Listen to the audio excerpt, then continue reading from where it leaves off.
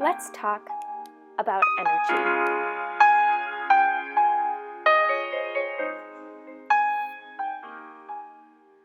We all use energy every single day when we plug in our phones, turn on the lights, or even take a shower.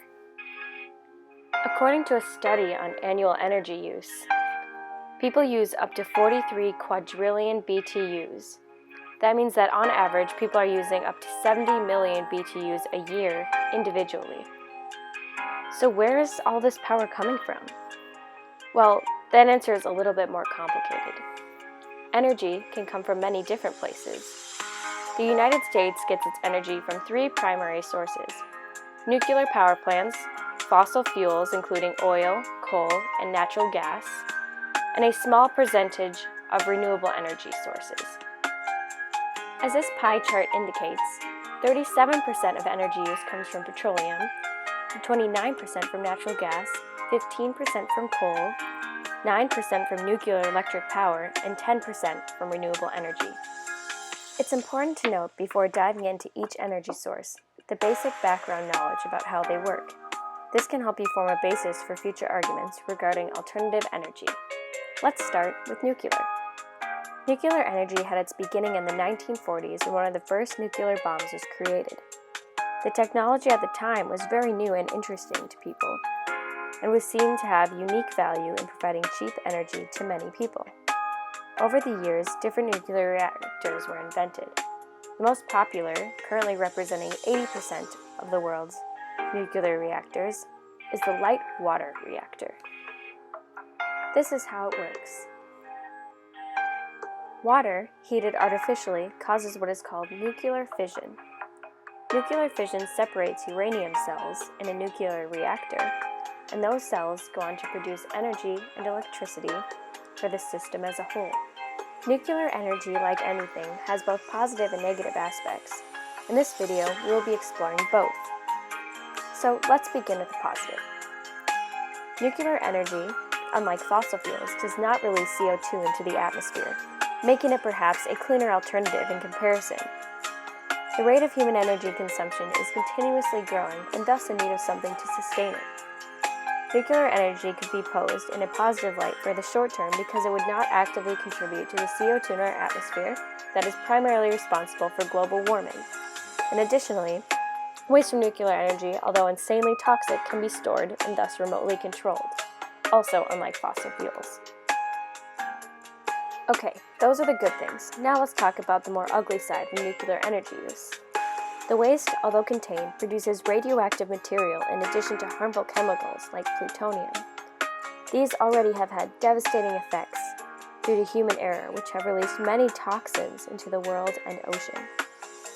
It is clear that despite having the nuclear waste contained, the waste is unpredictable, unsafe, and toxic for the environment.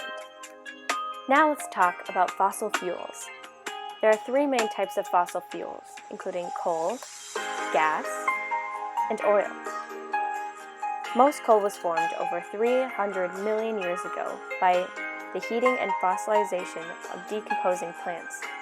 Natural gas and oil are relatively similar, both consisting of mostly decomposed small life forms over millions of years.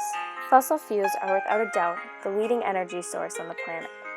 However, because of the fact that they take millions of years to naturally occur, our supply is being rapidly depleted. Although fossil fuels are currently responsible for 80% of the world's energy, they also have some pretty harmful implications. For example, fossil fuels are responsible for the largest release of carbon dioxide and toxins into our atmosphere. These two things sacrifice the health on Earth in addition to the health of humankind. Finally, let's talk about renewable energy sources. These energy sources have gotten the name renewable because they are already plentiful and easily accessible in our environment. They will not run out as long as human life is found on Earth because they make use of the elements already present in our everyday lives. They consist of solar panels, windmills, geothermal technology, and biofuel.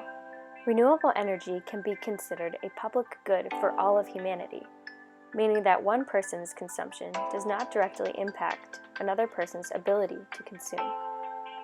Let's begin by talking about windmills. Windmills are generally 25 to 45 meters tall. They have 3 blades that spin on a vertical field at about 10 to 20 revolutions per minute. On average, a windmill can produce enough energy to sustain 1,500 households with energy because of the energy generated from the blades. Now for solar panels. Solar panels are becoming much more popular as the need for sustainable energy for homes increases, and new technologies continue to arise. Tesla, for instance, has recently provided the world with solar roof shingle options. Solar power utilizes the energy from the sun through solar cells, which are made of silicone. These cells, when paired together, can provide enough energy to power a house. Geothermal energy utilizes the already naturally occurring heat inside the earth. Heat from the earth is able to naturally heat water, which can then be turned into steam. This steam can be seen from Earth's surface. The steam is then fed into a turbine and then to a generator to produce electricity. Biofuels are made from biomass, which includes specific organic matter that create energy.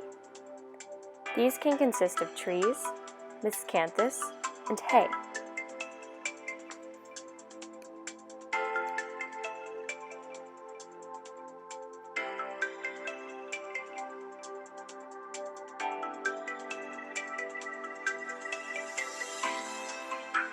By burning biofuels, CO2 is released into the atmosphere.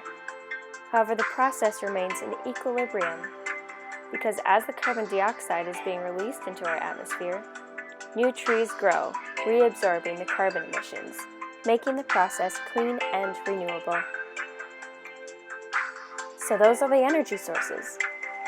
It's easy to see the benefits of renewable energy. They are clean, green, and sustainable. But whether these alternatives have the ability to take the place of the larger fossil fuel industry is still up for debate. The population is growing by approximately 75 million annually, or about 1.1% per year. If we continue to live as we have been, energy consumption will increase and carbon emissions will skyrocket. Is it time to make the green transition and support an environment as much as it supports us? The answer is up to you.